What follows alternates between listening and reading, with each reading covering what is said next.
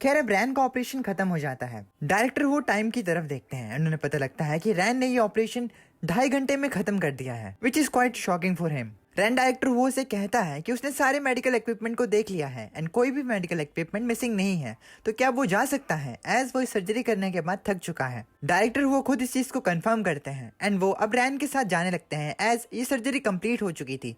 जाते हुए वो लू वैनबिन को पेशेंट का बेहोशी से उठने के बाद ध्यान रखने के लिए कहते हैं, एज ये काम लो रैंकिंग रेजिडेंट डॉक्टर्स को ही करना पड़ता है, एज सीनियर डॉक्टर्स सिर्फ सर्जरी करते हैं एंड बाकी के काम जूनियर्स करते हैं। लू वैनबिन डायरेक्टर वो को विश्वास दिलाता है कि उन्हें इस चीज के बारे में चिंता करने की जरूरत नहीं है। मीनवाइल लू वैनबिन सोचता है कि काश वो भी डॉक्टर लिंग जैसा होता, एंड अब भाई और ज्यादा एक्साइटेड हो जाता है कि वो रैन की तरह ही मेहनत करेगा उसकी पोजीशन में एक दिन पहुंचने के लिए। खैर अब रैन अपने उस कमरे में जाता है जो कि उसे असाइन हुआ होता है। रैन अपने रूम में जाके शावर लेता है एंड जैसे ही वो बाहर आता है तो बाहर सरप्राइजिंगली रैन को डॉक्टर जाओ मिलते हैं, जो कि उसका इंतजार कर रहे होते हैं। डॉक्टर जाओ रैन से कहते हैं कि उसे जल्दी शावर लेना चाहिए, एज वो कब से उसका इंतजार कर रहे थे। इस पर रैन डॉक्टर जाओ से कहता है, क्या आपका कोई काम नहीं है? डॉक्टर जाओ रैन को बताते हैं कि आखिर ऐसे कैसे हो सकता है कि उसके पास काम ना हो। उसके पास काम है, लेकिन वो अभी यहाँ पर रैन को डिवीजन फीस के बारे में बताने के लिए आया है। रैन इस चीज से समझ जाता है कि डॉक्टर जाओ सर्जरी फीस की बात कर रहे हैं। रैन को इस चीज के बारे में पता होता हुआ देखकर डॉक्टर जाओ थोड़ा शॉक हो जाता है, एज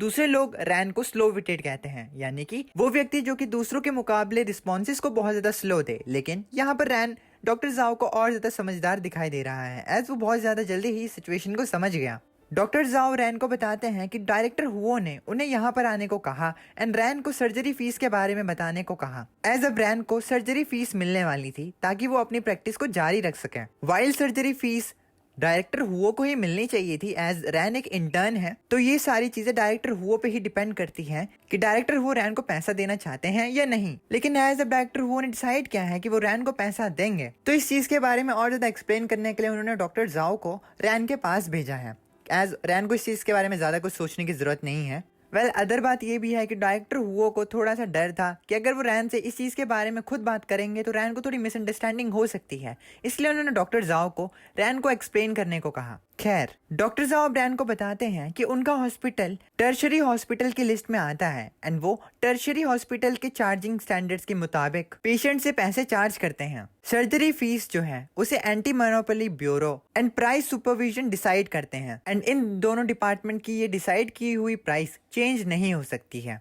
पहली चार्जिंग फीस एलोकेशन हॉस्पिटल की तरफ से होती है और दूसरी एलोकेशन इमरजेंसी डिपार्टमेंट की तरफ से होती है। रैन इन बातों को सुन तो रहा होता है, लेकिन उसके एक्सप्रेशन से बिल्कुल ऐसा नहीं लगता कि उसे ये बातें समझ में आ रही हैं।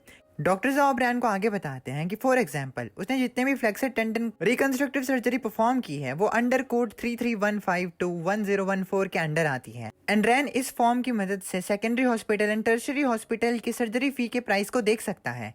एज यूनवा हॉस्पिटल एक टर्शरी हॉस्पिटल है, तो उन्हें इस रिकंस्ट्रक्टिव सर्जरी के 1344 RMB मिलेंगे। एंड RMB क्या होता है? तो RMB चाइना की ऑफिशियल करेंसी है, इसका मतलब रेनमिन भी है। खैर 1344 RMB के अलावा रैन को हर एक्स्ट्रा फिंगर की सर्जरी के लिए 210 RMB और मिलेंगे, एंड इसका मतलब है आज की टोटल सर्जरी की फी 1554 RMB होगी, जिसमें से 777 RMB इमरजेंसी डिपार्टमेंट को मिलेंगे क्योंकि चीफ सर्जन को सर्जरी फीस का 2/3 हिस्सा मिलता है, एंड आखिर में रैन को 518 RMB मिलेंगे। क्या डॉक्टर जाओ रैन से पूछते हैं कि क्या उसे समझ में आया? रैन मुस्कुराते हुए कहता है कि उसे समझ में आ गया कि अब जितनी बार भी वो एमटेक टेक्निक इस्तेमाल करेगा उससे उसके बदले में 518 RMB मिलेंगे। डॉक्टर जाओ रैन को बताते हैं कि ये तो ठीक है, लेकिन उसे ये भी समझना चाहिए कि जितना भी पैसा उसे मिल रहा है वो सिर्फ उसका नहीं है, वो उसे सीनियर डिपार्टमेंट से भी मिल रहा है। खैर अब रैन सोचने लगता है कि अगर वो एक दिन में 3 सर्जरीज करेगा तो इसका मतलब उसे एक महीने में 15,000 युआन मिलेंगे। खैर तो मैं एक मजेदार फैक्ट बताता हूँ, चाइना की जो करेंसी है उसे RMB कहते हैं, ये उसका ऑफिशियल नेम है, लेकिन जो युआन है वो उनकी प्राइमरी यूनिट है। मान लो जैसे कि यूएस की करेंसी डॉलर है, तो सिमिलरली चाइना की जो करेंसी है उसे RMB कहते हैं, लेकिन RMB की जो यूनिट है उसे युआन कहते हैं। खैर रैन के एक महीने में 90 सर्जरीज की बात को सुनकर डॉक्टर जाओ काफी ज्यादा हैरान हो जाता है। एज एक सर्जन के लिए 20 सर्जरीज एक महीने में करना ऑलरेडी बहुत ज्यादा होता है, एंड अगर एक डॉक्टर 30 सर्जरीज भी करता है एक महीने में तो उसे इतनी ज्यादा थकावट होगी कि वो अगले एक महीने तक काम ही नहीं कर पाएगा। एंड रैन का ये कहना कि वो एक महीने में 90 सर्जरीज करेगा, ये तो एक पागलपन हुआ। खैर रैन के ये कहते ही उसे सिस्टम में एक और मिशन मिल जाता है जिसमें कि उसे एमटेंग टेक्निक को प्रैक्टिस करना होता है। मिशन की डिटेल में रैन को बताया जाता है कि अगर वो एमटेंग टेक्निक का इस्तेमाल करते हुए 10 सर्जरीज करेगा तो इसके बदले में उसे एक बेसिक ट्रेजर चेस्ट मिलेगा हर 10 सर्जरीज के जिनमें उसने एमटेंग टेक्निक को इस्तेमाल किया हो वो वाली। खैर रैन इस अपॉर्चुनिटी को देखकर बहुत ज्यादा इंप्रेस हो जाता है एज ये बहुत ज्यादा सही टाइम होता है रैन के लिए। लेटर दैट सेम डे रैन अब इमरजेंसी डिपार्टमेंट के ऑफिस में जाता है जहां पर उसे डायरेक्टर हुओ ने ही बुलाया होता है एज उनके हॉस्पिटल के पास काफी ज्यादा फ्लैक्सर टेंडन इंजरीज के केसेस आए होते हैं। डायरेक्टर हुओ रैन को बुलाते हैं एंड उसे एक केस को चूज करने के लिए कहते हैं। डायरेक्टर वो रैन को इन सभी केसेस के बारे में बताते हैं कि कैसे ये अलग अलग जगहों से आए हैं एंड इन सभी हाथों पर एमटेंग टेक्निक का ही इस्तेमाल होगा। रैन कहता है कि वो सारे केसेस को लेना चाहता है एंड वो अब डायरेक्टर वो से कहता है कि वो जल्दी से जल्दी इन केसेस को उसके लिए तैयार कर दें। इस पर डायरेक्टर हो रैन को बताते हैं कि उसे इस चीज की टेंशन लेने की जरूरत नहीं है कि उसके पास कोई पेशेंट्स नहीं होंगे। आज के लिए उसे एक पेशेंट को चूज कर लेना चाहिए एंड वो अगले दिन अगले पेशेंट को ठीक कर सकता है। ऑल्दो डायरेक्टर वो को एमटेंग टेक्निक के बारे में इतना कुछ पता नहीं होता लेकिन तब भी वो रैन को सजेस्ट करते हैं कि प्राइमरी वुंड क्लोजर पेशेंट्स के लिए ज्यादा फेवरेबल होना चाहिए, है ना, यानी कि अभी के लिए बेसिक सर्जरीज करना।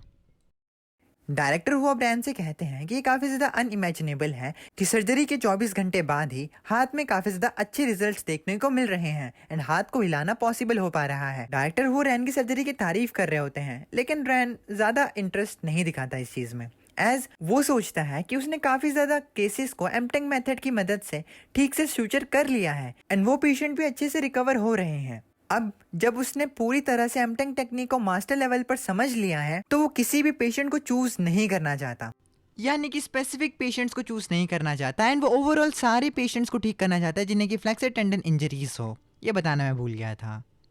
वो सारे पेशेंट को आज ही ठीक करने की बात करता है। रैन की इस बात को सुनकर डायरेक्टर वो काफी ज्यादा शॉक्ड हो जाते हैं एंड वो रैन से कहते हैं कि वो ऐसे मजाक क्यों कर रहा है। लेकिन डायरेक्टर वो को समझ में आता है कि रैन को मजाक करना पसंद नहीं है तो क्या सच में रैन एक दिन में 5 पेशेंट्स को ठीक कर पाएगा। डायरेक्टर वो रैन से दोबारा पूछते हैं क्या तुम सच में एक दिन में 5 पेशेंट्स को ठीक करने वाले हो। मेरे हिसाब से तुम्हें एक दिन में एक पेशेंट को ठीक करना चाहिए, ये काफी ज्यादा अच्छा रहेगा। रैन बताता है कि वो सारी सर्जरीज को कंटिन्यूअसली कर सकता है इसीलिए इस चीज में डायरेक्टर वो को टेंशन लेने की कोई जरूरत नहीं है। रैन के बाद सुनकर डायरेक्टर वो अब सोचने लगता है कि कहीं रैन ये सब पैसों के लिए तो नहीं कर रहा एज उसे अभी अभी डॉक्टर जाओ ने सर्जरी फीस के बारे में बताया है। डायरेक्टर वो रैन से पूछते हैं कि अगर उसे पैसे की जरूरत है तो इस चीज में डायरेक्टर वो उसकी मदद कर सकते हैं। रैन बताता है कि उसे पैसों की कोई कमी नहीं है। इस बात को सुनकर डायरेक्टर वो कंफ्यूज हो जाते हैं कि आखिर रैन को फिर क्या चाहिए अगर वो इस सर्जरी फीस के लिए नहीं कर रहा है तो। डायरेक्टर वो अब रैन को समझाते हैं कि उसके लिए सबसे ज्यादा जरूरी चीज ये है कि वो अपनी स्किल्स को और ज्यादा शार्पन करे और ज्यादा अच्छा करे। उसे अभी पैसों के बारे में सोचने की कोई जरूरत नहीं है। रैन इस पर कहता है कि उसकी स्किल्स को डेवलप करने के लिए उसे और ज्यादा सर्जरीज करनी होंगी। जितनी सर्जरीज वो करेगा उतने ही उसकी स्किल और ज्यादा अच्छी होगी। खैर इसके बावजूद भी डायरेक्टर वो रैन की बात को नहीं मानते हैं एंड वो रैन से कहते हैं कि अभी के लिए उसे 2 पेशेंट्स को चूज करना है एंड उन 2 पेशेंट में से वो पहले पेशेंट को ठीक करेगा। अगर वो पहले पेशेंट को ठीक कर लेता है एंड उसके बावजूद भी वो नहीं थकता है तभी उसे दूसरा पेशेंट दिया जाएगा आज। लेकिन अगर वो दूसरे पेशेंट को ठीक करने की हालत में नहीं हुआ तो दूसरा पेशेंट हैंड सर्जरी डिपार्टमेंट को दे दिया जाएगा। रैन इस चीज के लिए मान जाता है जिसके थोड़ी देर बाद एक पेशेंट को लाया जाता है जिसे कि फ्लेक्सर टेंडन इंजरी ही हुई होती है। एज यूजुअल रैन चीफ सर्जन का काम करता है एंड वो सभी को बताता है कि इस सर्जरी के लिए पर्टिकुलरली डायरेक्टर वो जो है वो लेट आने वाले हैं तो वो डायरेक्टर वो के बिना ही स्टार्ट करेंगे एंड सो ऑन। वो लोग 2 घंटे तक सर्जरी को परफॉर्म करते हैं। 2 घंटे बाद डायरेक्टर वो सर्जरी रूम में पहुंचते हैं एंड इतना ज्यादा लेट आने के लिए माफी मांगते हैं एज वो एक मीटिंग में फंस चुके थे। लेकिन to their surprise operation complete हो चुका होता है। डायरेक्टर वो को वहां पर देखकर रैन डायरेक्टर वो से पूछता है कि दूसरा पेशेंट यहाँ पर आ गया क्या। दूसरी तरफ डायरेक्टर वो जो कि एकदम अनफेज्ड, फ्लैबरगास्टेड, परप्लेक्स्ड वहां पर खड़ा होता है। वो काफी ज्यादा शॉक्ड हो जाता है कि इस रैन के बच्चे ने पहले सर्जरी के कंपैरिजन में ये वाली सर्जरी जल्दी कंप्लीट कर दी। जिसके बाद वो शॉक्ड होकर रैन को बताते हैं कि दूसरा पेशेंट आ रहा है। लेकिन अब डायरेक्टर वो रैन से पूछते हैं कि उसने इस सर्जरी को पहले वाली सर्जरी के कंपेरेटिवली जल्दी कैसे कंप्लीट कर दिया। डायरेक्टर वो से रहा नहीं जाता। वो दौड़ते हुए पेशेंट को देखते हैं एंड पेशेंट को क्लोजली एग्जामाइन करने के बाद उन्हें पता चलता है कि सर्जरी बहुत अच्छी हुई है एंड अब वो रैन को कहते हैं कि अभी जो कुछ भी उन्होंने कहा वो उसे भूल सकता है एज दूसरा पेशेंट जो है वो नेक्स्ट ऑपरेटिंग रूम में आ चुका है तो उन्हें वहां पर जाना चाहिए। तभी लू वेनबिन डायरेक्टर से कहता है कि उन्हें दूसरा ऑपरेशन भी रैन के हवाले छोड़ देना चाहिए। वेल लू वेनबिन ये सब इसीलिए कर रहा है क्योंकि उसे रैन के साथ रहने से काफी ज्यादा एक्सपीरियंस मिल रहा है। खैर खैर on to their second operation. Ran second operation को चालू करता है एंड सेकंड ऑपरेशन पहले वाले ऑपरेशन से भी ज्यादा फास्ट होता है। इस दौरान लू वेन बिन सोचता है कि अगर वो रैन को फॉलो करेगा तो उसे रैन से बहुत ज्यादा एक्सपीरियंस मिल सकता है, जो कि ऑब्वियस है, डह। खैर अब 2 घंटे के अंदर अंदर ही सेकंड ऑपरेशन भी कंप्लीट हो जाता है एंड इस टाइम पे सेकंड ऑपरेशन में डायरेक्टर हुओ भी होते हैं, तो उन्हें विश्वास नहीं हो रहा था कि इस बार 2 घंटे से पहले ही ये ऑपरेशन खत्म हो गया। एंड ब्रो गेट्स बैम्बूजल्ड कि भाई ये क्या परफॉर्मेंस है इस सर्जन की। Reminds me of that one meme, इस सर्जन को क्या तकलीफ है भाई। सर्जरी कंप्लीट होने के बाद as usual lower resident doctors को बाकी का काम दे दिया जाता है एंड सर्जरी कंप्लीट करने के बाद जब रैन एंड डायरेक्टर हुओ बाहर आते हैं तो डायरेक्टर हुओ रैन को तीसरे पेशेंट के बारे में बताते हैं जो कि अभी ट्रैफिक जाम में फंसा होता है एंड वो किसी भी दौरान अब हॉस्पिटल में आ सकता है। रैन जैसे दूसरे पेशेंट की बात सुनता है तो वो और ज्यादा खुश हो जाता है एंड वो डायरेक्टर हुओ को बताता है कि वो जरूर इस पेशेंट को भी ठीक करेगा। वेल अब रफली आफ्टर 10 to 15 मिनट्स बाद तीसरा पेशेंट भी हॉस्पिटल में आ जाता है एंड अब तीसरे पेशेंट की सर्जरी भी चालू हो जाती है। इस सर्जरी के दौरान लू वेन बिन को रियलाइज होता है कि ये पहली बार है जब वो एक दिन में 3 सर्जरीज कर रहे हैं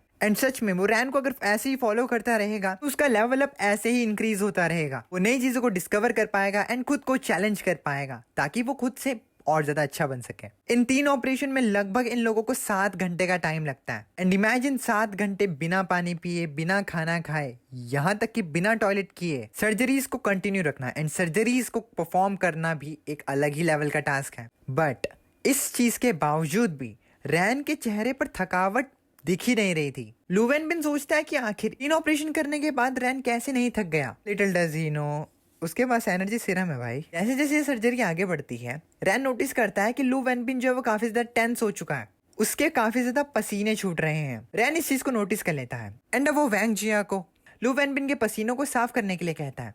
रैन लू वेन बिन से कहता है क्या ये 3 कॉन्जिक्यूटिव ऑपरेशन के लिए थोड़ा ओवरवेल्म नहीं लगता।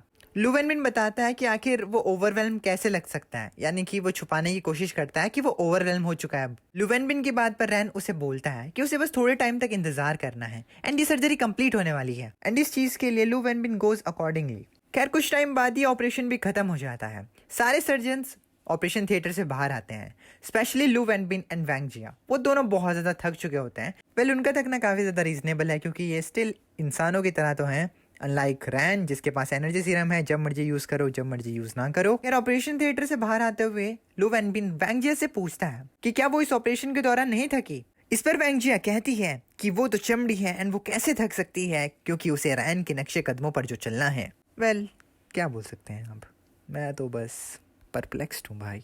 खैर अब ये दोनों जब बात कर रहे होते तब आगे जाकर रैन डायरेक्टर हुओ से रात के काम के बारे में पूछता है। रैन को अभी भी एक और सर्जरी करनी होती है एंड इसके रिस्पॉन्स में डायरेक्टर हुओ रैन को कहते हैं कि जब वो छोटे थे तब उनका भी एडिक्शन सर्जरी को लेकर इतना नहीं था जितना कि रैन का है एंड अब डायरेक्टर हुओ रैन को एक और पेशेंट को देने के लिए इनकार कर देते हैं एज उनके पास अब कोई पेशेंट होते भी नहीं है, ना ही रैन के लिए अच्छा होगा कि वो एक और सर्जरी को करे after doing 3 consecutive surgeries.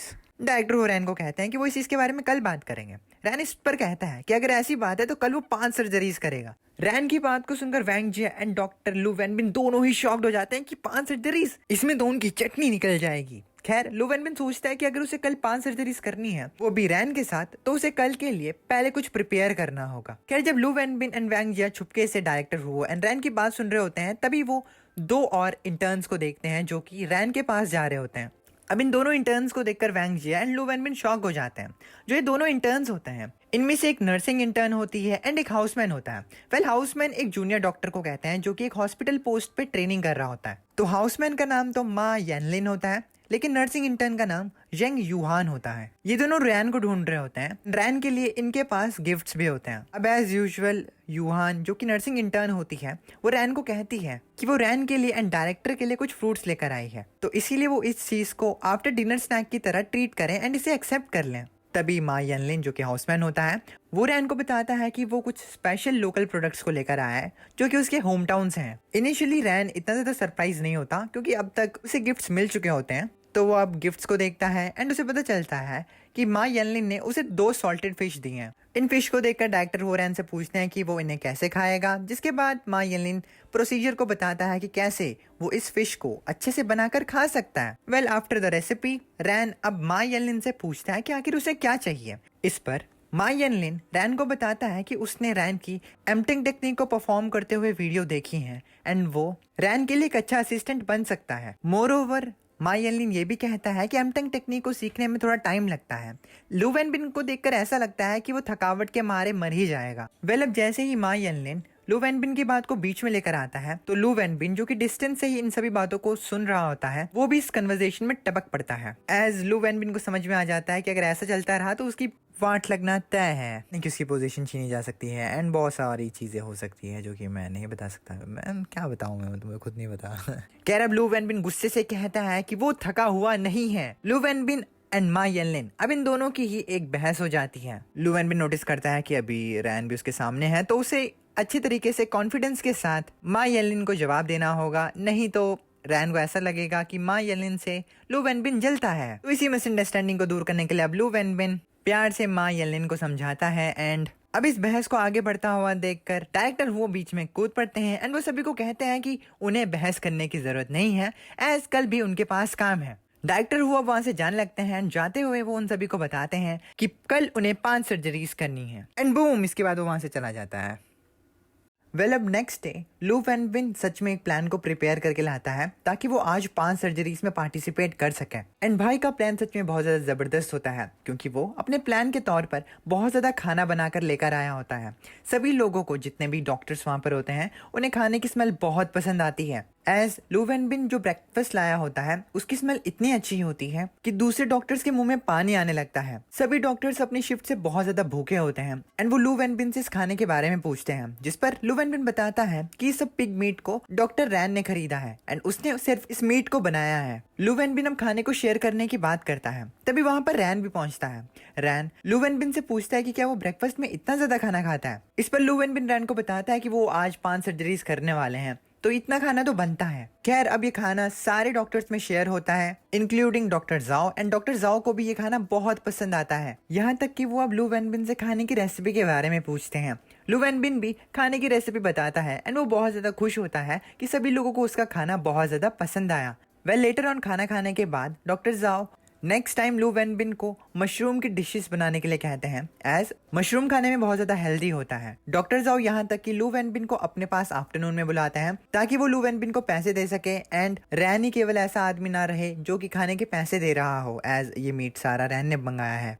I guess there is a misunderstanding going on here, क्योंकि सभी को ये लग रहा हो सकता है कि रैन ने ये सब मीट सिर्फ खाने के लिए मंगाया है, वेयर एज रैन ने ये सारा मीट जो था वो एम्पटिंग टेक्निक को प्रैक्टिस करने के लिए मंगवाया था। खैर डॉक्टर जाओ की बात सुनने के बाद दूसरे डॉक्टर्स भी लू वेनबिन को नेक्स्ट टाइम अलग अलग डिशेस बनाने के लिए कहते हैं एंड अचानक से ही लू वेनबिन की पॉपुलैरिटी खाने के मामले में बहुत ज्यादा बढ़ जाती है। मीनवाइल रैन जो होता है वो अभी भी खाने को एंजॉय कर रहा होता है। अब लू वेनबिन डिसाइड करता है कि वो एक ग्रुप बनाएगा जिसमें कि दूसरे डॉक्टर्स इंग्रेडिएंट्स बाय करेंगे एंड उन इंग्रेडिएंट्स की फोटो खींचकर उस ग्रुप में डालेंगे एंड बाद में लू वेनबिन खाने के इंग्रेडिएंट्स को इस्तेमाल करके उनके लिए उनकी फेवरेट डिश बना सके। लू वेनबिन जो होता है वो खाने वाली बात को लेकर बहुत ज्यादा एक्साइटेड हो जाता है एंड वो अब सभी लोगों के जो डिमांड्स होते हैं खाने को लेकर उन सभी को उस ग्रुप में लिखकर भेज देता है। वैसे तो सभी को लू वेनबिन का बनाया हुआ खाना बहुत ज्यादा पसंद आता है, लेकिन लू वेनबिन को अभी भी थोड़ा सा अपने बनाए हुए खाने में थोड़ी कमी लगती है। लू वेनबिन ये सब सोच ही रहा होता है कि तभी रैन उससे कहता है कि अगर उसने खाना खा लिया है तो उन्हें सर्जरी के लिए तैयार हो जाना चाहिए। खैर कुछ टाइम बाद अब ये लोग सर्जरी रूम में होते हैं जहाँ पर लू वेनबिन रैन को पेशेंट की स्टेबल कंडीशन के बारे में बताता है। ये सुनने के बाद रैन पेशेंट और उसके आसपास के एरिया को स्टेराइल मटेरियल से कवर करने लगता है ताकि एक स्टेराइल फील्ड बन सके। एंड स्टेराइल फील्ड का पर्पस है कंटेमिनेशन को अवॉइड करना और सर्जिकल प्रोसीजर के दौरान क्लीनलीनेस को मेंटेन करना। खैर स्टेराइल फील्ड क्रिएट करने के बाद रैन डॉक्टर लू वेनबिन को बताता है कि पेशेंट की 3 उंगलियां इंजर्ड है एंड इसलिए ये वाली सर्जरी उनके लिए पिछले वाली सर्जरी के मुकाबले थोड़ी मुश्किल होने वाली है। लू वेनबिन इस चीज को लेकर टेंशन में नहीं होता कि ये वाली सर्जरी थोड़ी मुश्किल होने वाली है, एज उसे पता होता है कि रैन बहुत ही ज्यादा एक्सपर्ट है। लेकिन उसे ये चीज पता होती है कि एक बार अगर रैन काम करना शुरू कर देता है तो उसके बाद उनके पास रेस्ट लेने का समय नहीं बचेगा। हालांकि डॉक्टर लू वेनबिन को पता होता है कि उनके आगे का सफर थोड़ा मुश्किल होने वाला है क्योंकि उन्हें बहुत ज्यादा सर्जरीज करनी है एंड इसके बीच में उन्हें रेस्ट करने का टाइम नहीं मिलेगा। लेकिन वो आज तैयार होता है इन सब के लिए। उसने एक डायपर पहना होता है ताकि उसे सर्जरीज के बीच में टॉयलेट ना जाना पड़े एंड इससे उसका समय बचे। ये लोग सच में सर्जरी के बहुत ही ज्यादा दीवाने हैं। खैर इसी के साथ रैन पहली सर्जरी को स्टार्ट करता है। रैन के साथ साथ उसके टीम मेंबर्स भी बहुत ही ज्यादा जोश के साथ काम करना स्टार्ट करते हैं। अब उनकी पहली सर्जरी कंप्लीट होती है एंड इसी के साथ 5 से 6 घंटे के बाद उनकी 3 सर्जरीज कंप्लीट हो जाती हैं। तुम समझ सकते हो कि कितना बड़ा टास्क था उनके लिए। वो काफ़ी ज़्यादा थक चुके थे एंड इसीलिए वैंग जिया पहले रैन को बोलती है कि वो काफ़ी ज़्यादा थक चुकी है, एज वो काफ़ी ज़्यादा दिनों से रैन के साथ सर्जरीज में पार्टिसिपेट कर रही है। और तो और उसे कल जो 3 सर्जरीज कंटिन्यूसली करनी पड़ी उसकी वजह से वो बहुत ज़्यादा थक चुकी हैं। इसीलिए वैंग जिया ना चाहते हुए भी अपनी नर्स वाली पोजीशन को किसी को ट्रांसफ़र करने की बात करती है, यानी कि अभी के लिए वो थक चुकी है एंड वो रेस्ट करेगी, तब तक उसकी जगह पर कोई और नर्स आकर रैन की मदद करेगी। रैन वैंग जिया की बात को समझता है क्योंकि उसे पता होता है कि भले ही नर्सिस के ऊपर का वर्क प्रेशर चीफ सर्जन्स के ऊपर के वर्क प्रेशर से थोड़ा कम होता है, लेकिन इसका मतलब ये नहीं है कि उनका वर्कलोड छोटा है, स्पेशली जो स्क्रब नर्सिस होती हैं। स्क्रब नर्सिस वो नर्सिस होती हैं जो कि ऑपरेटिंग रूम में सर्जिकल प्रोसीजर के दौरान एक वाइटल रोल प्ले करते हैं। स्क्रब नर्सिस सर्जिकल टीम को सारे इंस्ट्रूमेंट्स, टूल्स और सप्लाईज प्रोवाइड करती हैं एंड एक स्टेराइल एनवायरनमेंट को मेंटेन करके रखती हैं। इसकी वजह से उन्हें सर्जरी में पूरा ध्यान देना पड़ता है एंड ये चीज़ बॉडी एंड माइंड के लिए बहुत बड़ा चैलेंज होता है। इसीलिए रैन इस चीज़ को समझते हुए वैंग जिया को लीव दे देता है, लेकिन जाने से पहले वैंग जिया रैन को एक और बात बताती है। वैंग जिया रैन से कहती है कि जो न्यू नर्स उसे रिप्लेस करेगी वो एमटेंग टेक्निक के साथ इतनी फेमिलियर नहीं है, इसीलिए उसे थोड़ी कम स्पीड में काम करना होगा। एज उनका coordination Wang Jiya and ran के कोऑर्डिनेशन के मुकाबले कम होगा, इसीलिए वैंग जिया ये एडवाइस रैन को देती है। रैन उसे बताता है कि उसे ये चीज़ पता है एंड इसीलिए वो जब स्टार्ट करेगा सर्जरी को तो वो स्लोली काम करेगा। मीनवाइल वैंग जिया सोच रही होती है कि रैन ने अब उसके आंखों के नीचे के गड्ढे देख लिए हैं एंड अब उसके कोई चांस नहीं है रैन को इम्प्रेस करने के। एंड अब जब वो वापस जाएगी तो वो सो जाएगी एंड अपने आई बैग्स को कम करने के लिए एक फेस मास्क लगा लेगी। खैर, इसी के साथ वैंग जिया वहाँ से जाने लगती है, लेकिन जाते हुए ये फिर से रुक जाती है एंड रैन से पूछती है कि क्या वो थका नहीं, कहीं वो सर्जरी करते हुए ना सो जाए। वैंग जिया की बात को सुनकर रैन उसे कहता है कि आखिर वो सर्जरी के दौरान कैसे सो सकता है। खैर, इसी के साथ वैंग जिया वहाँ से चली जाती है एंड रैन पीछे मुड़ता है एंड पेशेंट की तरफ देखता है। रैन सोचता है कि अभी भी उनके पास 2 सर्जरीज और बची हैं एंड उसे इसीलिए नेक्स्ट ऑपरेशन के लिए अपनी थोड़ी स्ट्रेंथ बचानी होगी।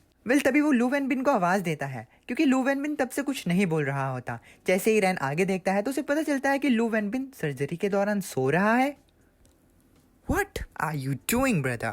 खैर, रैन लू वैन बिन की इस हालत को देखकर उसके पास जाता है एंड उसे जगाते हुए कहता है तुम्हें थोड़ा रेस्ट ले लेना चाहिए भाई। लू वैन बिन जैसे ही रैन को देखता है तो वो शॉक्ड हो जाता है एंड वो रैन से कहता है कि वो नहीं थका है एंड उसे रेस्ट करने की ज़रूरत नहीं है, उन्हें आज 5 सर्जरीज को कंप्लीट करना होगा। लू वैन बिन की इस बात को सुनकर रैन उसे कहता है कि वो अपनी इस कंडीशन के साथ नेक्स्ट सर्जरी में पार्टिसिपेट नहीं कर सकता है। इसीलिए रैन उसे सजेस्ट करता है कि जब तक नेक्स्ट पेशेंट यहाँ पर नहीं आ जाता तब तक उसे सो जाना चाहिए एंड जागने के लिए उसे एक अलार्म भी सेट कर लेना चाहिए ताकि वो जल्दी लौट कर वापस आ सके। लू वैन बिन रैन की बात को सोचता है एंड एज जब वो स्टूडेंट था तब वो सिर्फ कुछ ही मिनट्स के लिए सोता था एंड उसके बाद वो दोबारा से रिफ्रेश हो जाता था, तो इसी चीज़ को कंसीडर करते हुए वो सोचता है कि उसे सो जाना चाहिए, लेकिन सोने से पहले वो एक अलार्म को सेट कर लेता है जिसके बाद वो वहाँ से चला जाता है। खैर, अब उसे सोते हुए काफ़ी ज़्यादा समय हो जाता है एंड उसका अलार्म जब बजता है तो वो फुल एनर्जेटिक होकर सर्जरी रूम में जाता है just to find out Ran 5वीं सर्जरी कर रहा है एंड वो लेट हो चुका है। और तो और रैन के साथ एक और नया असिस्टेंट होता है जिसके खुशी का कोई ठिकाना नहीं होता एज वो रैन के साथ जो काम कर रहा होता है। रैन के इस नए असिस्टेंट को देखकर लू वैन बिन ज़्यादा खुश नहीं होता एंड उसे मनी मन आंसू आने लगते हैं। वो सोचता है कि वो बस थोड़ा और सोना चाहता था, लेकिन इसी दौरान रैन ने एक और नए असिस्टेंट को हायर कर लिया, which is truly sad for him, but I don't feel sorry for you. लू वैन बिन को बहुत ज़्यादा बुरा लग रहा होता है कि वो लेट आया है, लेकिन अब क्योंकि वो यहाँ पर पहुँच चुका है एंड अब सिर्फ आखिरी के ही कुछ काम रह गए हैं तो वो सोचता है कि उसे रैन की एक्सपीरियंस और नरिशमेंट को मिस नहीं करना चाहिए, उसे इस मौके का भी फ़ायदा उठाना चाहिए और एक्सपीरियंस को गैदर करना चाहिए। खैर, मीनवाइल बाहर कुछ नर्सेस होती हैं जो कि ऑपरेशन थिएटर के बाहर से ही गुजर रही होती हैं।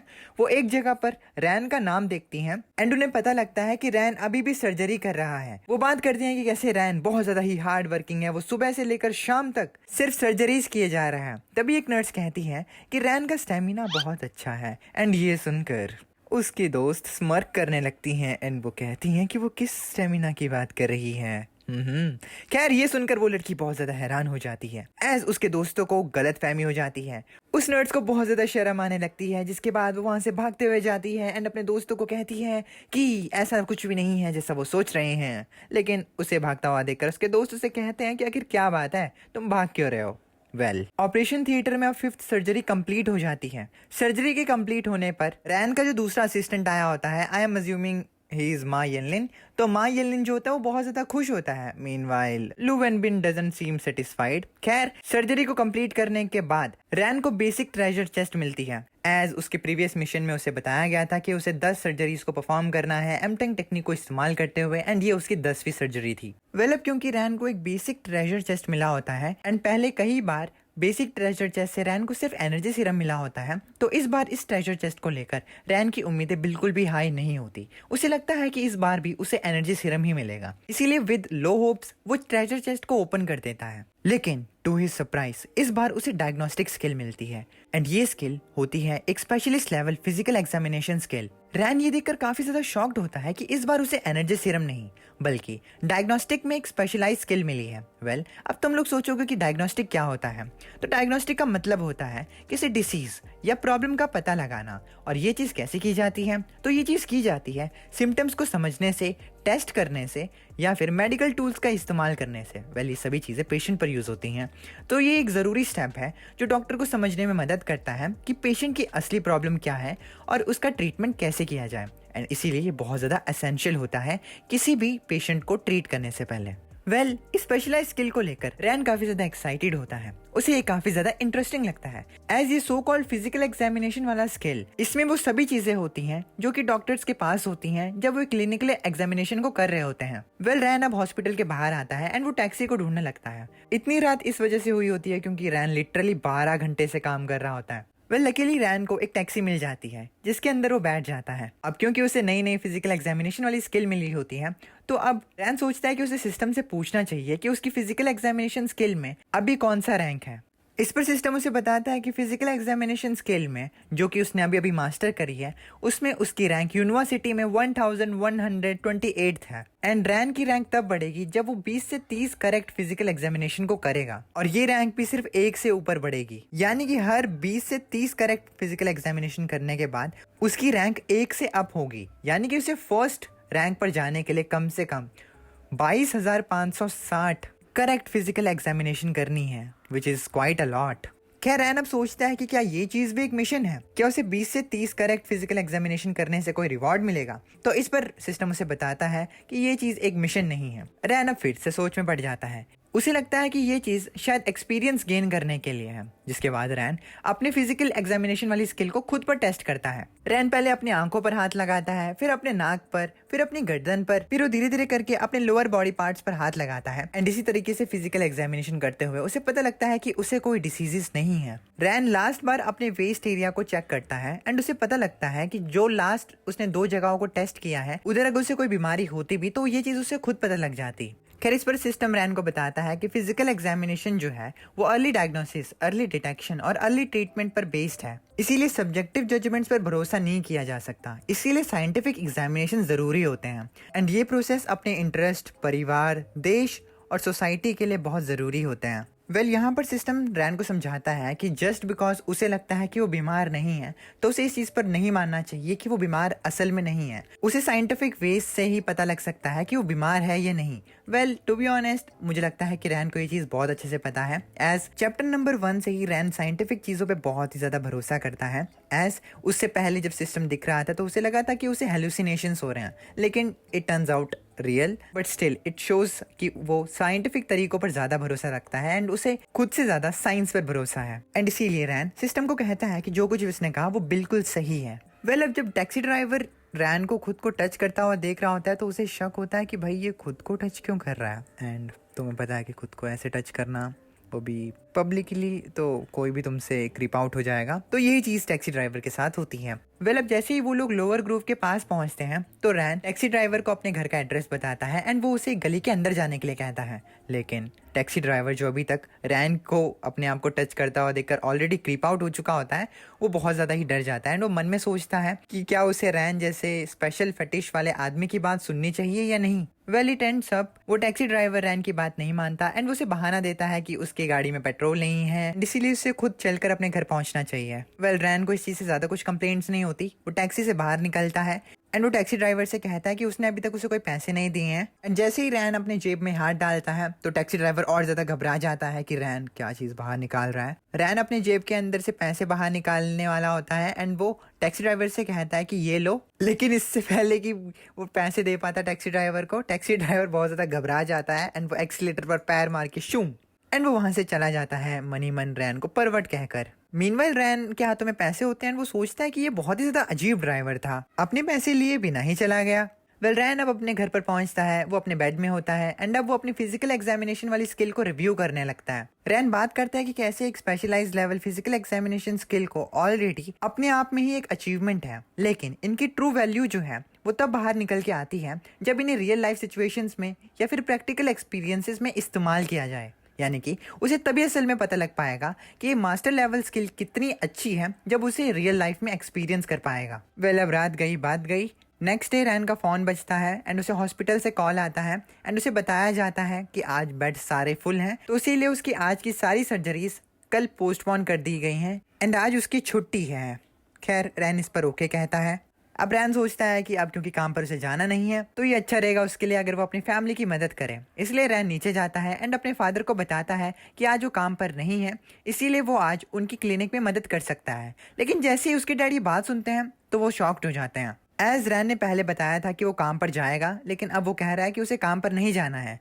रैन के फादर इसलिए भी शॉक्ड होते हैं क्योंकि रैन अगर ये चीज़ उन्हें पहले ही बता देता तो वो डॉक्टर मियाओ को यहाँ पर नहीं बुलाते हैं। डॉक्टर मियाओ एक पार्ट टाइम डॉक्टर है एंड एज रैन के फादर जो क्लिनिक को ओन करते हैं वो उसमें खुद डॉक्टर का काम नहीं करते, पता नहीं क्यों नहीं करते या करते हैं तो बताया नहीं। खैर इसीलिए वो दूसरे डॉक्टर्स को एम्प्लॉय करते हैं एंड इसीलिए रैन के ये बताने पर उन्हें दुख होता है कि आज उन्हें फालतू में किसी को दिहाड़ी देनी पड़ेगी। खैर अब कुछ टाइम बाद doctor Miao lower groove clinic में पहुंचते हैं। डॉक्टर मियाओ एक पार्ट टाइम डॉक्टर होता है जो कि सूचर्स एंड कॉस्मेटिक इंजेक्शन में स्पेशलाइज होता है एंड वो अपने साथ कुछ पेशेंट्स को लेकर आया होता है। एंड अब क्लिनिक में आते ही doctor Miao doctor Juanji and doctor Xiong को अपनी मदद के लिए बुलाता है। डॉक्टर मियाओ के ये कहने पर डॉक्टर शियोंग मियाओ को बताते हैं कि आज रैन भी उनकी मदद करने वाला है एग्जामिनेशन में। मीनवाइल रैन के फादर अभी भी सोच रहे होते हैं कि उनका तो नुकसान हो गया भाई। खैर डॉक्टर मियाओ के साथ अब जो फीमेल पेशेंट्स आई होती हैं उन्हें डॉक्टर मियाओ रैन के पास भेज देता है ताकि रैन उनकी फिजिकल एग्जामिनेशन कर पाए। पहले उन पेशेंट्स को देखकर रैन अपना ओवरकोट पहनता है। रैन आज काम करने के लिए बहुत ज्यादा एक्साइटेड होता है क्योंकि आज बहुत ज्यादा पेशेंट्स होते हैं जिन्हें की फिजिकल एग्जामिनेशन की जरूरत होती है एंड ये रैन के लिए अच्छा मौका होता है उसकी फिजिकल एग्जामिनेशन स्किल को टेस्ट करने का।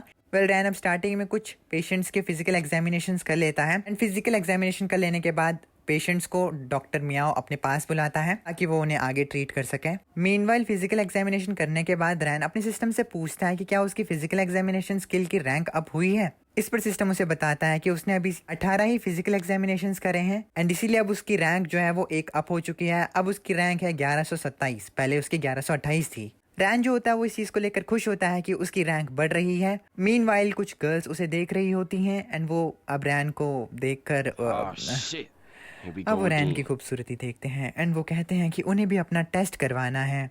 रैन के पास इतने पेशेंट्स आता हुआ देखकर उसके डैड खुश हो जाते हैं क्योंकि दोबारा से मीनवाइल डॉक्टर मियाओ रैन के पास जाते हैं एंड वो उसे कहते हैं कि वो काफी ज्यादा थक चुका होगा, इसीलिए अब नेक्स्ट फिजिकल एग्जामिनेशन वो करेगा। एंड ये सुनकर जो दो फीमेल्स रैन से अपना फिजिकल एग्जामिनेशन कराने वाली थी वो मुकर जाती हैं एंड बताती हैं कि उन्हें कुछ काम है एंड इतना कहकर वो वहां से भाग जाती हैं, यानी कि डॉक्टर मियाओ उन्हें भगा देता है।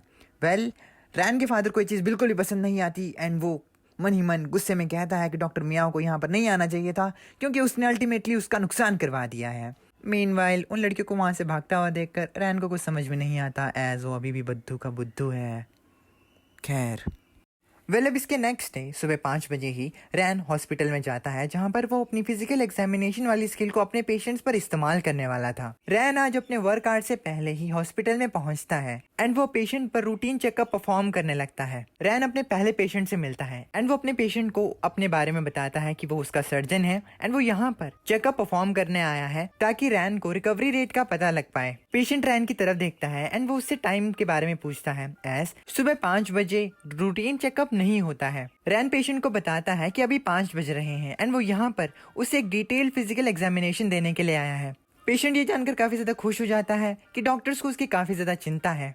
रैन अब पेशेंट को चेक करते हुए अपनी स्पेशलिस्ट फिजिकल एग्जामिनेशन वाली स्किल को इस्तेमाल करता है एंड वो पेशेंट को बताता है कि वो काफी समय तक एक ही जगह पर बैठकर काम करता है और उसे क्रॉनिक गैस्ट्रिटिस की दिक्कत है। अब रैन कहता है कि वो पेशेंट के चेस्ट, एब्डोमिन, हेड और नेक को चेक करने वाला है। क्रॉनिक गैस्ट्रिटिस एक ऐसी मेडिकल कंडीशन है जिसमें पेट में इन्फ्लेमेशन यानी कि सूजन होती है एंड ये सूजन काफी दिनों तक रहती है एंड ये बीमारी ज्यादातर इरेगुलर खाने पीने से, स्ट्रेस या एसिडिक फूड के खाने से होती है एंड मोस्ट लाइकली पेशेंट को ये बीमारी इसीलिए हुई होगी क्योंकि वो एक ही जगह पर बैठकर ना ही अपने खाने पर ध्यान देता है एंड सिर्फ अपने काम पर ध्यान देता है एंड उल्टी चीजें खाता है। खैर, रैन के पीछे इंटर्न जंग युआन होती है एंड वो रैन को इतना ज्यादा डिटेल में देखकर उसकी तारीफ करती है कि वो काफी ज्यादा सीरियस है। रैन यूहान को बताता है कि इससे पहले उसके पास वो रिक्वायरमेंट नहीं थी कि वो चेकअप्स को परफॉर्म कर पाए, लेकिन अब क्योंकि उसके पास वो काबिलियत है तो वो डिटेल एग्जामिनेशन कर सकता है। इस बात को सुनकर यूहान रैन से कहती है कि उसने सिर्फ एक ही दिन के लिए रेस्ट किया है एंड आज क्योंकि वो अपने टाइम से पहले ही आ चुका है तो अगर वो ऐसा ही करता रहा तो शाम होते हुए वो काफी ज्यादा थक जाएगा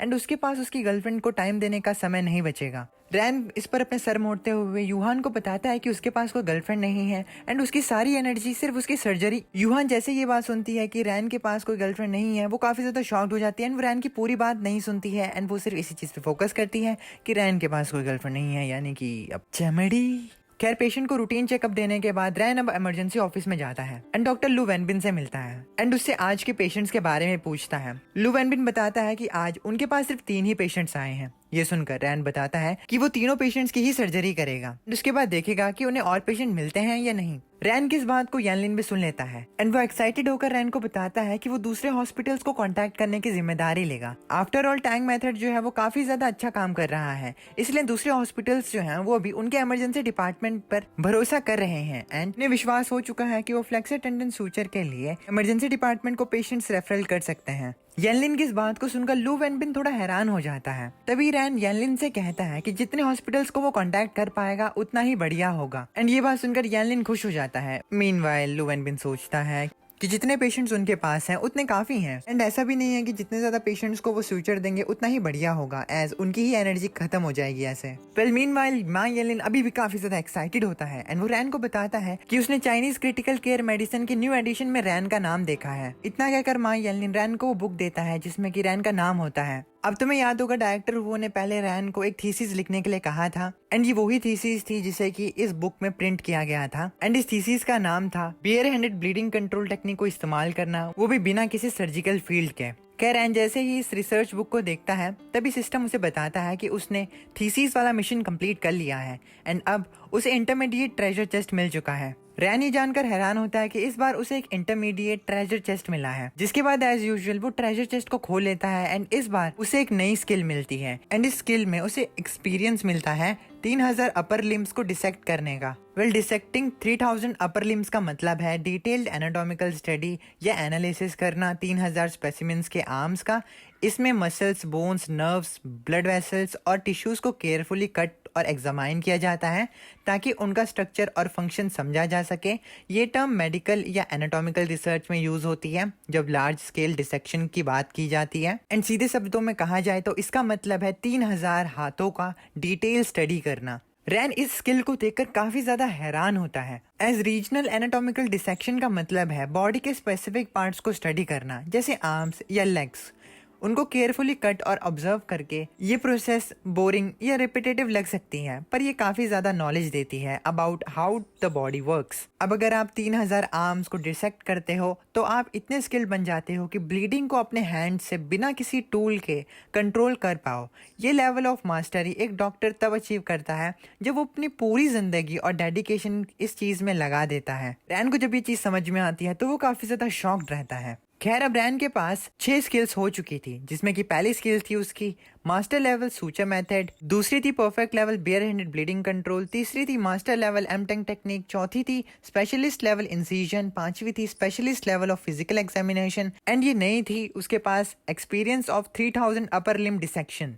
इस स्किल के मिलने के बाद रैन अपने हाथों को देखता है तो उसके हाथों की सारी एनाटॉमिकल इंफॉर्मेशन रैन को बाहर दिखाई देता है। यानी कि जैसे ही वो अपने हाथ को देख रहा है तो उसे पता लग रहा है कि उसके हाथों की muscles, bones, nerves, blood vessels, tissues कैसे हैं। एंड तुम लोग ज्यादा सरप्राइज मत हो ना, उसका हाथ बिल्कुल परफेक्ट है। खैर रैन अपने हाथ को ऐसे देख ही रहा होता है कि तभी वहां पर वैंगजिया आ जाती है। अब वैंगजिया रैन को उसके हाथों को पढ़ता हुआ देखकर उससे पूछती है कि क्या वो अपने हाथों की लकीरों को पढ़ रहा है। रैन बताता है कि वो अपने हाथ के एनाटॉमिकल डायग्राम के बारे में सोच रहा है। रैन को इतनी कॉम्प्लिकेटेड बातें करता हुआ सुनकर वैंगजिया सोचती है कि रैन एक प्रिंस चार्मिंग है, लेकिन उसे अप्रोच करना उसके लिए काफी ज्यादा मुश्किल है। एंड वैंगजिया को नहीं पता कि रैन से उसे कैसे बात करनी है, जिस लाइक तुम्हें नहीं पता कि कैसे अपनी क्रश से कैसे बात। खैर वैंगजिया अब रैन से बात करने का बहाना ढूंढी लेती है। वो रैन से कहती है कि उसे पता है कि वो अपने हाथ की हथेली को पढ़ रहा है, तो क्यों ना वो उसके हाथ की हथेली को भी पढ़े। वैंगजिया की बात सुनने के बाद रैन को लगता है कि अभी वो अपने हाथ को देख रहा था एंड उसकी इन्फॉर्मेशन जो थी वो काफी ज्यादा सिंपल थी, तो इसके लिए बढ़िया यही रहेगा कि वो किसी और के हाथ को देखे ताकि उसे एक अच्छा कंपैरिजन मिल सके। इसीलिए रैन अब वैंगजिया का हाथ पकड़ लेता है एंड अब वो मन ही मन उसके हाथों के ब्लड वेसल्स, मसल्स, वेन्स को देखने लगता है एंड उन्हें एनालाइज करने लगता है। मीनवाइल वैंगजिया को लगता है कि Oh, Prince Charming has hold my hand. My time has come. Oh Lord. Meanwhile Ran सोच रहा होता है कि जो 3000 अपर लिम डिसेक्शन का एक्सपीरियंस उसे मिला है उससे उसे ये पता लग रहा है कि वैंगजिया का हाथ डिफॉर्म नहीं है और ना ही वो स्पेशल है एंड इसीलिए वैंगजिया का हाथ पढ़ने में उसे कोई फायदा नहीं होगा। खैर इसीलिए वो उसका हाथ छोड़ देता है एंड एक डिससेटिस्फाइड कार्बन डाइऑक्साइड को एक्सहेल करता है। उसे ऐसा करता हुआ देखकर वैंगजिया कंफ्यूज हो जाती है एंड उसे पूछती है कि आखिर उसने ऐसा क्यों किया। रैन वैंगजिया को बताता है कि उसे पता लगा है कि उसकी छोटी फिंगर जो है वो छोटी है एंड उसे ये भी लग रहा है कि उसका मिडल सेक्शन जो है वो भी छोटा है। कुछ टाइम तक वैंगजिया के हाथ को टच करने के बाद रैन को पता लगा कि वैंगजिया का हाथ स्टैंडर्ड एनाटॉमी के लायक नहीं है। वैंगजिया इस बात को सुनकर मन ही मन रैन को गाली देती है, लेकिन बाहर वो कुछ नहीं कह पाती एज चमड़ी। खैर ये लोग बात कर ही रहे होते हैं कि तभी वहां पर लू वेनबिन आ जाता है एंड वो रैन को बुलाता है, लेकिन वो रैन को बिजी देखकर उसे कुछ नहीं कह पाता क्योंकि वो उनकी प्राइवेसी रिस्पेक्ट कर रहा होता है। खैर लू वेनबिन को वहां पर देखकर रैन पीछे मुड़ता है एंड उसे पूछता है कि क्या ऑपरेशन थिएटर रेडी हो चुका है। लू वेनबिन को वहां पर देखकर वैंगजिया को गुस्सा आता है, लेकिन तभी लू वेनबिन कहता है कि उसने सही कहा, पहला पेशेंट जो है उसे सिंगल फिंगर लेक्सरेशन की जरूरत है। खैर अब एज यूजुअल वो लोग ऑपरेशन थिएटर में जाते हैं, जहां पर पहुंचते ही रैन बताता है कि वो लोग अब एक फिंगर एक्सटेंशन रिकंस्ट्रक्शन ऑपरेशन करने वाले हैं एंड ये सुनकर उसकी पूरी टीम रेडी हो जाती है। जिसके बाद एज यूजुअल रैन इंसिजन करने जाता है एंड इंसिजन करते दौरान उसे पेशेंट की हाथ की सारी इन्फॉर्मेशन मिल जाती है, वो भी उसकी न्यू स्किल की वजह से। रैन इंसिजन कर रहा होता है। लू वेनबिन नोटिस करता है कि रैन इस बार अपनी सर्जिकल नाइफ को बहुत ही ज्यादा अच्छे से इस्तेमाल कर रहा है, बिल्कुल स्मूथली। जिसके बाद रैन की सारी टीम उसी पर फोकस करती है। मीनवाइल इसी दौरान डायरेक्टर हु अपने एक सबऑर्डिनेट डायरेक्टर बाय के साथ वहां पर पहुंचते हैं। Director by Jiangxi province maternity and child health hospital का डायरेक्टर होता है। डायरेक्टर वो ऑपरेशन थिएटर में आते ही बता देते हैं कि वो अपने एक नए दोस्त को लेकर आए हैं ताकि वो रैन की स्किल्स को उन्हें दिखा सकें, लेकिन इससे रैन को डिस्ट्रैक्ट होने की कोई जरूरत नहीं है। डायरेक्टर बाय रैन की तरफ देखते हैं एंड डायरेक्टर हु से कहते हैं कि क्या ये वही लड़का है जिसके बारे में तुम हर रोज बात करते हो। मीनवाइल मन के अंदर सोच रहा होता है कि चलो देखते हैं कि ये बच्चा किस मिट्टी का बना है। एज डायरेक्टर भाई को भी विश्वास नहीं है कि रैन जैसा एक बच्चा एमटेक टेक्निक को इस्तेमाल करके 2 घंटे में ही सर्जरी कंप्लीट कर सकता है एंड इसीलिए वो अपनी आंखों से ये देखने आया होता है, मोर लाइक डिसअपॉइंट होने आता है। डायरेक्टर हु अब डायरेक्टर बाय एंड उनके साथ आए हुए उनके एसोसिएट्स को रैन को सर्जरी करता हुआ दिखाते हैं एंड बताते हैं कि ये यूनुआ हॉस्पिटल के इमरजेंसी डिपार्टमेंट की एमटेक टेक्निक है एंड ये नो मैंस लैंड पर सूचर करने का बेस्ट मेथड है। अब जब डायरेक्टर बाय ने उनके एसोसिएट्स को इस चीज के बारे में बता ही रहे होते हैं कि तभी रैन लू वेनबिन को थ्रेड्स को काटने के लिए कहता है एज ऑपरेशन कंप्लीट हो चुका था। ये सुनकर लू वेनबिन काफी ज्यादा शॉक्ड हो जाता है क्योंकि उनको ऑपरेशन स्टार्ट किए सिर्फ 30 ही मिनट हुए थे। अब क्योंकि ये ऑपरेशन इतनी ज्यादा जल्दी कंप्लीट हो चुका था कि director by, director who and उनके एसोसिएट्स को पूरा तरह से इस एमटेक टेक्निक को देखने का मौका नहीं मिला, तो इस वजह से डायरेक्टर हु लू वेनबिन को बताते हैं कि डायरेक्टर बाय अभी भी और ज्यादा एमटेक टेक्निक के सर्जरीज को देखना चाहते हैं एंड इसीलिए डायरेक्टर हु अब लू वेनबिन से अगली सर्जरी के बारे में पूछते हैं। इस पर लू वेन बिन बताता है कि दूसरा पेशेंट जो है वो ऑपरेटिंग थिएटर 2 में है और अभी उसकी तैयारी हो रही है सर्जरी से पहले। इस बात को सुनने के बाद डायरेक्टर वो रैन से कहते हैं कि क्या वो दूसरी सर्जरी करना चाहता है कि या फिर उसे आराम की जरूरत है। रैन इस पर बताता है कि वो दूसरी सर्जरी के लिए तैयार है, एज दूसरे पेशेंट को सिर्फ सिंगल फिंगर लैक्सरेशन की जरूरत है और इस चीज में उसे सिर्फ 30 मिनट का ही समय लगेगा। इसीलिए रैन उस पेशेंट को अरेंज करने के लिए कहता है। रैन की इस बात को सुनकर डायरेक्टर बाय अपने एसोसिएट से बात करते हैं कि क्या सच में सिंगल फिंगर की सर्जरी को सिर्फ 30 मिनट लगते हैं। डायरेक्टर बाय को रैन की बात पर बिल्कुल भी विश्वास नहीं होता, जिसके बाद वो डायरेक्टर वो से कहते हैं कि उन्होंने सच में उनके लिए एक बहुत अच्छी मूवी अरेंज की हुई है। उनके कहने का मतलब था कि ये सब ड्रामा चल रहा है एंड डायरेक्टर हुओ ने ये सब सेटअप किया हुआ है। डायरेक्टर बाय की इस बात पर डायरेक्टर हुओ बताते हैं कि ये कहना आसान है कि उन्होंने एक मूवी सेट करी है, जबकि वो सालों से बहुत ज्यादा मेहनत कर रहे हैं ताकि वो डायरेक्टर बाय को कुछ अच्छा दिखा सकें। डायरेक्टर हुओ अब डायरेक्टर बाय को कहते हैं कि क्यों ना वो उनके साथ कुछ और सर्जरीज को देखें ताकि उन्हें इमरजेंसी डिपार्टमेंट की स्ट्रेंथ का पता लग पाए। जिसके बाद ये लोग सेकंड ऑपरेशन के लिए सेकंड ऑपरेशन थिएटर में जाते हैं, जहां पर दोबारा से रैन बहुत ज्यादा स्पीड के साथ एमटेंग टेक्निक की मदद से सूचरिंग करने लगता है। अब क्योंकि ये वाली सर्जरी डायरेक्टर बाय स्टार्टिंग से देख रहे होते हैं तो उन्हें विश्वास नहीं हो रहा होता कि रैन के हाथों की स्पीड इस तरह से है। वो अपने एसोसिएट से इस चीज के बारे में बात करते हैं एंड उनके एसोसिएट को भी विश्वास नहीं हो रहा होता कि रैन की स्पीड इतनी ज्यादा फास्ट है। डायरेक्टर बाय अब मन ही मन सोचता है कि सिंगल फिंगर लैक्सरेशन के लिए रैन को सिर्फ 30 मिनट का समय चाहिए था। जब पहली बार डायरेक्टर बाय ने इस चीज को सुना था तो उन्हें लगा था कि ये बहुत बड़ा मजाक है। एज एमटेंग टेक्निक के साथ इतनी प्रिसाइसली इस चीज को करना, वो भी 30 मिनट के अंदर, बहुत ही ज्यादा चैलेंजिंग चीज है अपने आप में। एज जो सबसे बड़ा डिफरेंस कॉमन सूचरिंग और एमटेंग टेक्निक में है वो है उनका suture force. Double modified Kessler suturing technique, जो कि एक लूप्ड सूचर होता है, इसमें सर्जन को एक साइड से थ्रेड टेंडन में डाल के दूसरे साइड से कनेक्ट करना होता है। पर एमटेंग टेक्निक अलग है, it's a triple standard suture. Tendon को ज्यादा डैमेज ना हो इसीलिए 3 सूचर्स का पुल केयरफुली मैनेज करना पड़ता है।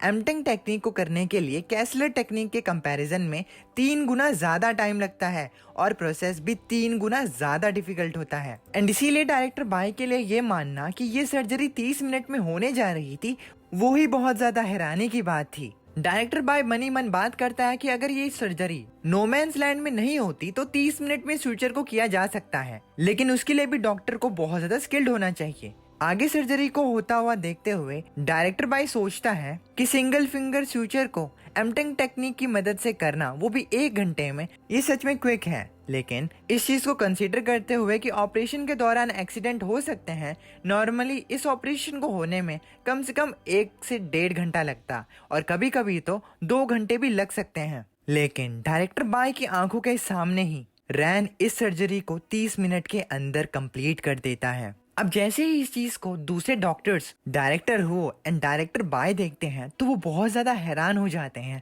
कि रैन ने ये सर्जरी भी 30 मिनट के अंदर कंप्लीट कर दी। डायरेक्टर बाय से रुका नहीं जाता, वो डायरेक्टर वो से कहते हैं कि रैन एंड ये पेशेंट जरूर एक पेड एक्टर है जिसे कि डायरेक्टर वो ने हायर किया है। इस बात को सुनकर डायरेक्टर वो शॉक्ड हो जाते हैं एंड वो डायरेक्टर बाय को बताते हैं कि वो कसम खा सकते हैं कि ऐसा कुछ भी नहीं है। डायरेक्टर हुओ रैन की तरफ मुड़ते हैं एंड उससे पूछते हैं कि क्या ये ऑपरेशन कंप्लीट हो चुका है। रैन बताता है कि हाँ, उसने एक्सपेक्ट किया था कि ये ऑपरेशन 30 मिनट में कंप्लीट हो जाएगा, लेकिन एक्चुअली में रैन को सिर्फ 21 मिनट लगे इस सर्जरी को कंप्लीट करने में। रैन की बात सुनने के बाद डायरेक्टर बाय डायरेक्टर वो से कहते हैं कि क्या इसके अलावा भी उनके पास और अरेंजमेंट है। डायरेक्टर वो पूछते हैं कि आखिर क्या हुआ, जिस पर डायरेक्टर बाय बताता है कि भले ही रैन फास्ट हो लेकिन इसका मतलब ये नहीं होता कि ये 2 ऑपरेशंस कोइंसिडेंट ना हो। इसीलिए डायरेक्टर बाय एक और सर्जरी को देखना चाहते थे ताकि वो श्योर हो सकें कि ये चीज एक कोइंसिडेंट नहीं है एंड रैन सच में ही एक जीनियस है। डायरेक्टर बाय की बात को सुनने के बाद डायरेक्टर वो रैन से पूछते हैं कि क्या वो अभी भी कंटिन्यू कर सकता है। रैन इस पर कहता है कि क्यों नहीं, वो अभी भी कंटिन्यू कर सकता है सर्जरी करना। जिसके बाद रैन दूसरे ऑपरेशन थिएटर में जाते हुए, एज उसके पास 3 पेशेंट थे आज जिनको एमटेंग टेक्निक की मदद से सूचरिंग की जरूरत थी, वो अब उस 3rd पेशेंट की तरफ जाने लगता है। लेकिन जाने से पहले वो लू वेनबिन को इस पेशेंट के ऊपर छोटे मोटे सूचर्स को संभालने के लिए कहता है। जिसके बाद डायरेक्टर वो सभी से कहते हैं कि अब वो लोग ऑपरेटिंग थिएटर 3 में जा रहे हैं। लेकिन जाने से पहले डायरेक्टर वो लू वेनबिन को कहते हैं कि पीछे जो पेशेंट है उसे जल्दी से तैयार करो ताकि वो तीसरी सर्जरी में भी पार्टिसिपेट कर सके। इसके बाद रैन कुछ और सर्जरीज परफॉर्म करता है एंड ये चीज दूसरे सभी डॉक्टर्स को दंग करके रख देती है कि कैसे रैन इतनी जल्दी इन सर्जरीज को परफॉर्म कर पा रहा है।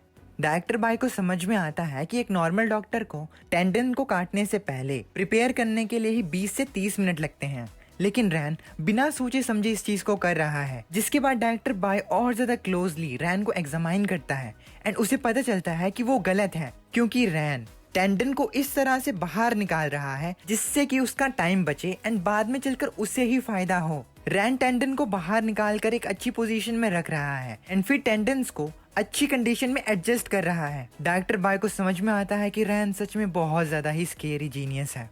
डायरेक्टर बाय रैन को देख रहा होता है, वो रैन के ख्यालों में खो चुका होता है। उसे समझ में नहीं आता कि रैन इतना ज्यादा एक्स्ट्रा ऑर्डिनरी यंग डॉक्टर कैसे हो सकता है, लेकिन तभी पीछे से डायरेक्टर बाय को उसका एक एसोसिएट बताता है कि ये ऑपरेशन ऑलमोस्ट कंप्लीट हो चुका है, लेकिन इस ऑपरेशन को करने में रैन को सिर्फ 10 मिनट का ही समय लगा है। कुछ ही टाइम बाद रैन बताता है कि ये सर्जरी भी कंप्लीट हो चुकी है एंड रैन इस सर्जरी को सिर्फ 17 मिनट में कंप्लीट कर देता है। ये चीज डायरेक्टर बाय को बहुत ज्यादा शॉक कर देती है। जिसके बाद वो डायरेक्टर वो से कहता है कि रैन सच में एक जीनियस है, नहीं रैन को उनकी कॉन्फ्रेंस को ज्वाइन करना चाहिए। इस पर डायरेक्टर बाय से कहता है कि रैन अभी भी क्वालिफाइड इनफ नहीं है।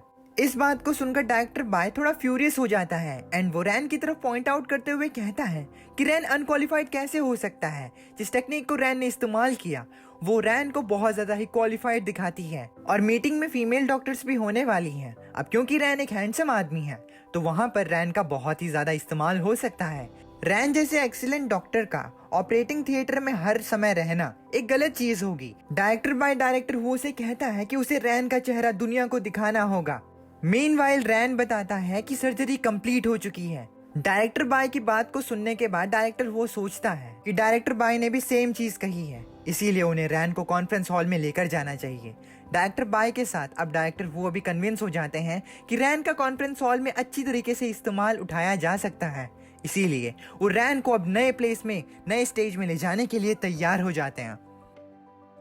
डायरेक्टर वो की आज की विजिट के बाद रैन के पास इनफ पेशेंट हो जाते हैं। वो काफी ज्यादा सर्जरीज परफॉर्म कर लेता है एंड रैन इसी चीज का मौका ढूंढ रहा होता है कि उसे ज्यादा से ज्यादा सर्जरीज करने को मिले ताकि उसका मिशन कंप्लीट हो जाए। अब सर्जरीज करते करते उसे सुबह के 4 बज जाते हैं एंड वो अभी भी ड्यूटी पर होता है। रैन के साथ साथ मा येनलिन, लू वैनबिन भी काफी ज्यादा थक जाते हैं क्योंकि वो रैन के साथ ही सर्जरीज कर रहे होते हैं एंड अब इतनी ज्यादा सर्जरीज करने के बाद वो लोग भी काफी ज्यादा थक जाते हैं। जिसके बाद लू वैनबिन मा येनलिन से कहता है कि फाइनली उनका काम खत्म हो गया। तभी मा येनलिन रैन की तरफ पॉइंट आउट करते हुए कहता है कि आखिर रैन को क्या हो गया, क्योंकि रैन सीधा खड़ा होते हुए ऊपर की तरफ देख रहा होता है। रैन को ऐसा करता हुआ देखकर लू वैनबिन भी कंफ्यूज हो जाता है एंड कहता है तो क्या सर्जरी के बाद रैन ऐसा ही खड़ा रह गया, तो क्या बाहर आने के बाद ऐसा होगा, क्या सारे जीनियसेस अलग नहीं होते। लू वैनबिन कंफ्यूज होता है कि सर्जरी करने के बाद रैन ऐसा अनयूजुअल एक्ट क्यों कर रहा है। भले ही रैन एक जीनियस हो लेकिन ऐसा एक्ट करना थोड़ा अजीब है। मीनवाइल रैन अपने सिस्टम की तरफ देख रहा होता है। रैन के सिस्टम में जो उसे मिशन मिला होता है एमटेंग टेक्निक को इस्तेमाल करने का, उसमें से वो 10 सर्जरीज को परफॉर्म कर चुका होता है एमटेंग टेक्निक की मदद से एंड ऐसी 10 सर्जरीज को कंप्लीट करने के लिए उसे एक एनर्जी सीरम मिल जाता है। इस चीज को देखते हुए रैन कैजुअली कहता है कि तुझे दोबारा से एनर्जी सीरम मिल गया, लेकिन कोई बात नहीं। रैन अब अपना मुंह मोड़ लेता है। उसे ऐसा करता हुआ देखकर मा येनलिन कहता है कि लगता है रैन का अनयूजुअल बिहेवियर खत्म हो गया। जिसके बाद वो रैन के पास दौड़ कर जाता है एज इससे पहले वो रैन को डिस्टर्ब नहीं करना चाहता था। लू वैनबिन रैन को बताता है कि डायरेक्टर ने उसे कहा था कि जब उसका काम खत्म हो जाए तो उसे रेस्ट लेना है एंड रेस्ट लेने के बाद उसे अपने आप को तैयार करके विंधम होटल में उनका इंतजार करना है शाम होने से पहले। रैन इस बात को सुनकर कंफ्यूज होता है कि आखिर डायरेक्टर हुओ ने उसे क्यों बुलाया होगा। अब क्योंकि यूनहुआ इमरजेंसी इंटरनेशनल मेडिकल फोरम जो हर साल विंडम होटल में होता है, उसे काफी सालों तक शी याहे ने ऑपरेट और डेवलप किया, जिसकी वजह से ये आज चैंगसी प्रोविंस का एक मेडिकल इवेंट बन चुका है जहां पर हर तरह के डॉक्टर्स आते हैं। खैर अब हमें विंडम होटल दिखाया जाता है जहां पर होटल की रिसेप्शन में ही काफी ज्यादा डॉक्टर्स की फोटो होती है, इंक्लूडिंग रैन की फोटो। अब जैसे ही होटल में लेडीज इधर उधर घूम रही होती हैं, वो घूमते हुए रैन की फोटो देखती हैं तो वो रिसेप्शनिस्ट से पूछते हैं कि क्या उन्होंने इस बार एक मूवी स्टार को इन्वाइट किया है। इस पर वो रिसेप्शनिस्ट बताती है कि उस पोस्टर पे जितने भी लोग फीचर किए गए हैं वो लोग इमरजेंसी मेडिसिन के डॉक्टर्स हैं। जिसके बारे में वो लेडी पूछ रही है वो यूनोवा हॉस्पिटल के इमरजेंसी डिपार्टमेंट का लिंक रैन है। अब ऐसे ही वहाँ पर आती जाती काफी ज्यादा फीमेल्स रैन की फोटो को देखती हैं and as bro is handsome तो वो सारी लेडीज रैन के बारे में इंक्वायरी लेते हैं, जिस पर कि उन्हें ये पता चलता है कि रैन एमटेक टेक्निक में एक मास्टर है। बिसाइड्स वो अभी भी एक यंग डॉक्टर है जो कि इमरजेंसी डिपार्टमेंट में अपनी इंटर्नशिप कर रहा है। इस बात को जानते हुए एक लेडी को रैन की पर्सनालिटी में काफी ज्यादा इंटरेस्ट आता है, एज रैन हैंडसम भी दिखता है एंड उसकी पर्सनालिटी भी कुछ खास है। तो वो रैन की फोटो ले लेती है, जिसके बाद वो अपने कॉन्टैक्ट को कॉल करती है एंड रैन के बारे में बताती है ताकि वो रैन का रोका अपनी भांजी के साथ करवा सके। खैर मीनवाइल शी याहे जो कि वही गर्ल है जो कि रैन, डायरेक्टर हुओ एंड एक और डायरेक्टर उससे मिल चुकी थी ऑलरेडी ताकि उनकी वो बिजनेस डील हो सके जो कि अब से शायद 1 साल बाद ही होने वाली थी। उसी गर्ल की यानी कि शी याहे की जो कंपनी होती है वही इस मेडिकल इवेंट को ऑर्गेनाइज करवा रही होती है। शी याहे खुद से बात करती है कि इस साल का जो मेडिकल इवेंट है वो एक इम्पोर्टेंट अनाउंसमेंट के साथ हुआ और ये अनाउंसमेंट थी एक पायलट प्रोजेक्ट के लिए जो कि प्रोविंस में एक इमरजेंसी मेडिकल सेंटर इस्टेब्लिश करने के लिए लॉन्च किया गया है। हर हॉस्पिटल इस प्रोजेक्ट का हिस्सा बनना चाहता था। प्रोफेशनल और बड़े इमरजेंसी सेंटर्स के बढ़ने के साथ फंडिंग कंप्लीट होने के बाद कम नहीं होनी चाहिए थी एंड ये चीज़ शी याहे की कंपनी के लिए एक बड़ी अपॉर्चुनिटी थी। इसीलिए इस साल का जो इवेंट था वो अच्छे से ऑर्गेनाइज करना बहुत ज़रूरी था। साथ ही डायरेक्टर हुओ और बाय ने शी याहे को इमरजेंसी कॉल्स की थी, उसे ध्यान में रखना होगा। शी याहे इवेंट के बारे में सोच रही होती है। अब क्योंकि इवेंट का दिन आज ही था तो शी याहे माओशी को कॉल करती है एंड पूछती है कि आखिर इवेंट में अभी तक कितने लोग आए हैं। माओशी बताता है कि अभी तक 160 लोग आ चुके हैं। जिसके बाद याहे उससे पूछती है कि एसोसिएट डायरेक्टर लेवल के ऊपर के पोजीशन वाले कितने डॉक्टर्स हैं। इस पर माओशी बताता है कि ऐसे 30 लोग हैं, बाकी 80 अटेंडिंग फिजिशियन जो हैं वो इवेंट में आए हैं। अब क्योंकि ये एक बहुत ही बड़ा सिग्निफिकेंट प्रोजेक्ट था याहे की कंपनी के लिए तो याहे चाहती थी कि इस इवेंट में कोई भी कमी पेशी ना हो, क्योंकि इस इवेंट में बहुत ज़्यादा प्रोफेशनल इमरजेंसी मेडिकल सेंटर्स आने वाले थे। लेकिन माओशी की बात सुनने के बाद याहे थोड़ी डिसअपॉइंट हो जाती है, एज इतने लोगों से उनका काम नहीं चलने वाला था एंड उन्हें और ज़्यादा टैलेंट्स की ज़रूरत थी।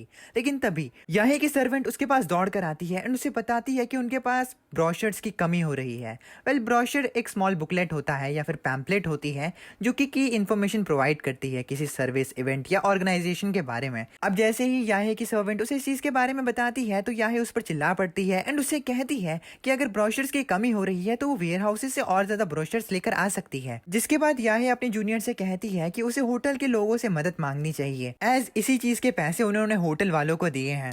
इस पर याहे की जूनियर उसे बताती है कि वेयर हाउसेस में जितने भी ब्रोशर्स थे वो भी खत्म हो चुके हैं। गेस व्हाट, ऐसा इसीलिए है क्योंकि ये सारी ब्रोशर्स उन फीमेल्स ने ले ली हैं जो कि सिर्फ रैन के लिए उस इवेंट को पार्टिसिपेट कर रहे थे। याहे इस बात को सुनकर हैरान हो जाती है कि 300 ब्रोशर्स गायब हो चुके हैं। याहे कहती है कि रैन अकेला ही उनके कंपनी के ऑर्गेनाइजेशन एंड पब्लिसिटी डिपार्टमेंट से ज्यादा बढ़िया है। याहे ये बात कर ही रही होती है कि तभी उसे उसके कांटेक्ट का जो कि एक ट्यूमर स्पेशलिस्ट डॉक्टर होती है, डॉक्टर बा, उसका कॉल आ जाता है। माइंड यू ये डॉक्टर बहुत ही ज्यादा रिस्पेक्टेड डॉक्टर है प्रोविंशियल कैंसर हॉस्पिटल में। याहे फोन को उठाती है एंड बात करना शुरू करती है। जिसके बाद वो डॉक्टर याहे से कहती है कि उसने सुना है कि उनकी ऑर्गेनाइजेशन जो है वो इस साल एक ब्लाइंड डेट ऑर्गेनाइज कर रही है। ये सुनकर याहे कंफ्यूज हो जाती है कि ब्लाइंड डेट ये कौन ऑर्गेनाइज कर रहा है। सीम्स लाइक उस डॉक्टर को ये आइडिया बहुत पसंद आता है एंड इतना पसंद आता है कि वो किसी के साथ इस मीटिंग को अटेंड करने के लिए मान जाती है एंड उसका रीजन सुन के तुम हैरान हो जाओगे।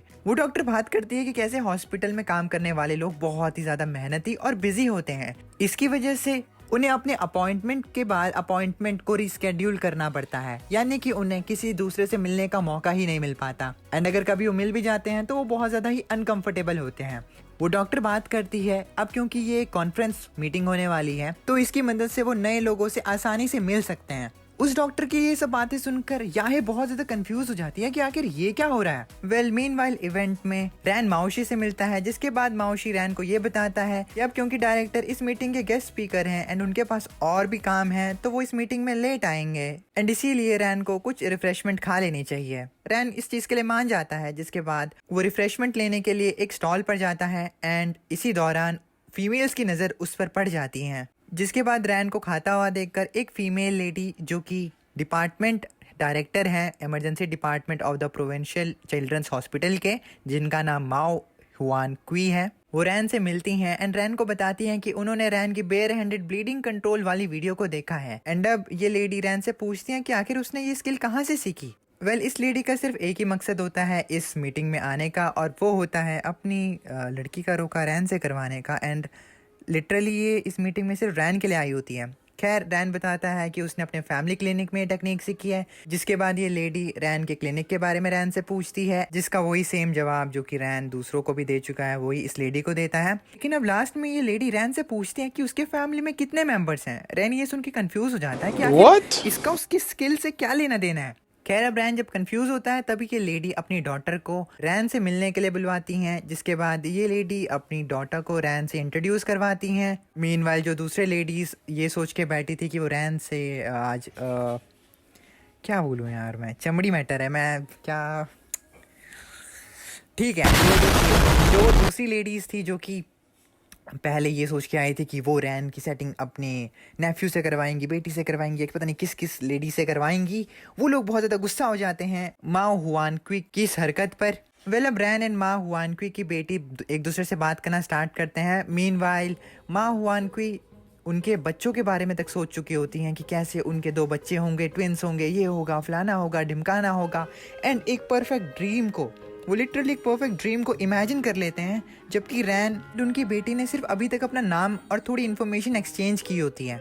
माओ हुआन की बहुत ज़्यादा खुश हो रही होती है कि फाइनली उन्हें अपना सन इन लॉ मिल चुका है, लेकिन रंग में भंग डालने के लिए वहाँ पर आती है बाइकर गर्ल। वाड़ा वाऊ वाऊ वाड़ा वाऊ वाऊ वाड़ा वाऊ।